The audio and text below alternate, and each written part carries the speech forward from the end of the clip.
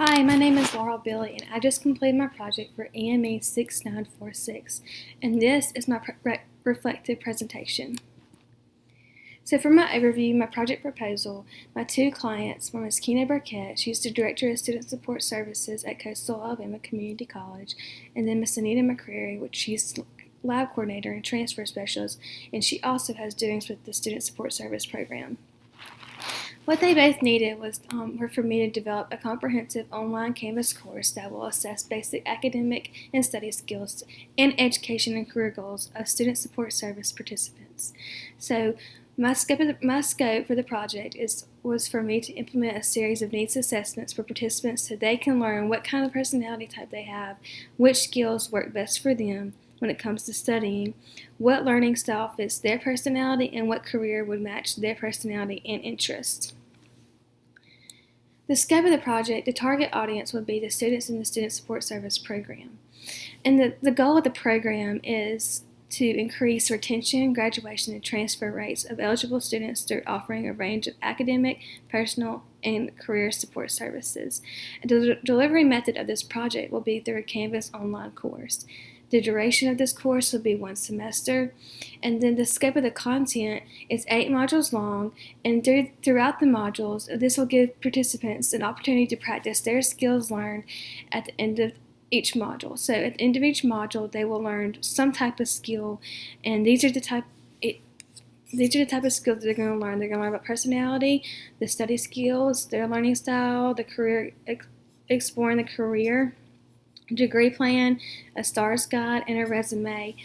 And through each one, through the personality, they're going to complete a personality assessment to examine different personality types, justify which personality best fits their personality, and acknowledge the diversity of methods that are used to measure personality characteristics. And they're going to understand the logic, strengths, and weaknesses of each approach and gain a better sense of the overall validity and range of applications of personality tests. So when they complete the personality module, they're going to learn what kind of personality they have. When it comes to study skills, they're going to complete a study skills assessment to comprehend test-taking strategies and study skills and apply test-taking strategies to everyday life. So they're going to learn what kind of study skills best work for them.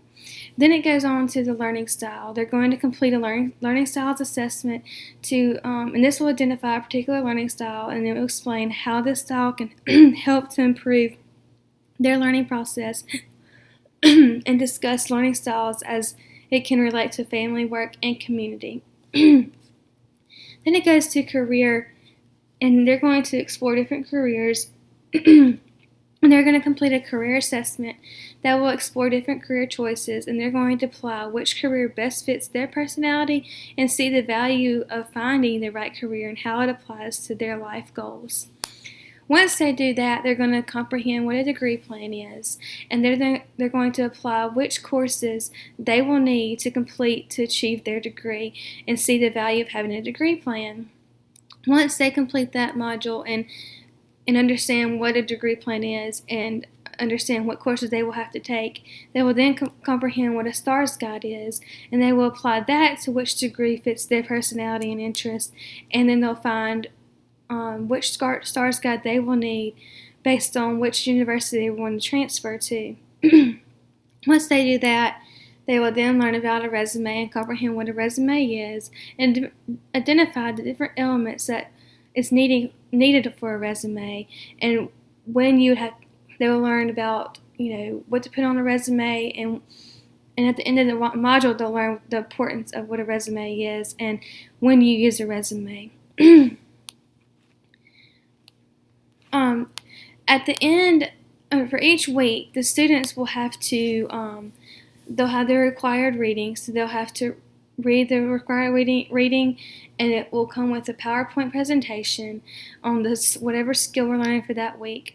Students will then have to complete a discussion that they will have to provide, and they will be provided with a rubric with some of the modules because they'll have assignments that they have to do for each module. And the discussion they'll have to do each week, they'll have an initial post, and then they'll have to respond back to 2 classmates. And just like our courses at UWF, they will have to make their initial post by a certain date and then respond back to 2 classmates by a certain date. After they do the discussion, they will then have to take a quiz that is 5 questions long, and they'll have 10 minutes to answer it. And questions will be on the skill that they learned for that particular week. Once they do that, then they'll have to complete their assignment, their skill, so that there's a video showing them how to go into the website and how to get to the assessment. And then whatever their results are, they're going to have to turn in their results to me. The deliverables that I did for this project, I created both a design document and a Gantt chart. And the Gantt chart helped me by having a timeline. In order to create the online course, I used the Canvas Learning Management System. It's known as LMS. The project deliverable, the Gantt chart. This chart helped me with time management, communication, organization, visualization of my project. The Gantt chart is a time management tool that allowed me to communicate my plan to my client and professor. It kept me organized and visualized the task flow and how criticality, and then assess how long my project was going to take, and then plan my project accordingly to the time allowed.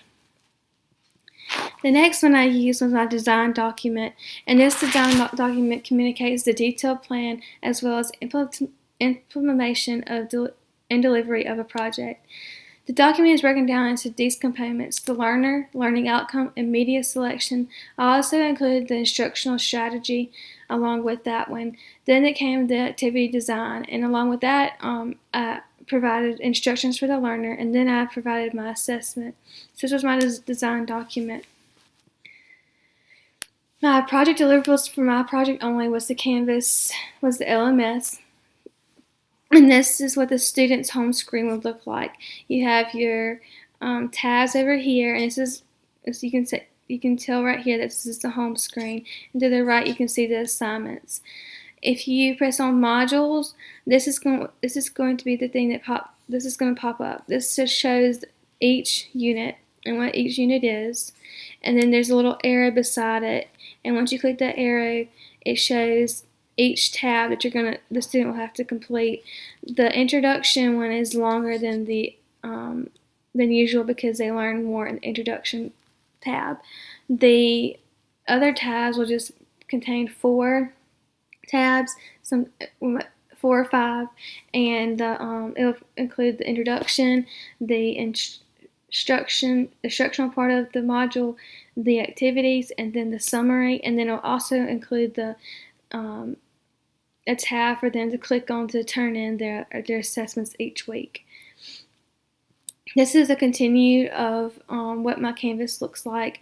If the students would click on quizzes, this will pop up each individual quiz for each module. If they were to click on assignments, this will show each assignment that is due, and then the discussions, this is each discussion that is due for each module, and then they have a question and answer part where they can ask their classmates any type of questions they need to. My challenges were the design document, the communication, time management, and arrangement of the course. One of mine was, creating the design document. My first project idea was not approved, so I had another idea in my head. It was just I had it all sounded good in my head, but once I was talking out loud to somebody about it, it didn't really make sense. So once I designed my design document, it made sense to me, and I can go back and make changes on things that did not make sense. Managing timeline, I felt behind the last 2. I just felt behind because, for one, my project was not approved, first. So that kind of, I lost time because of that.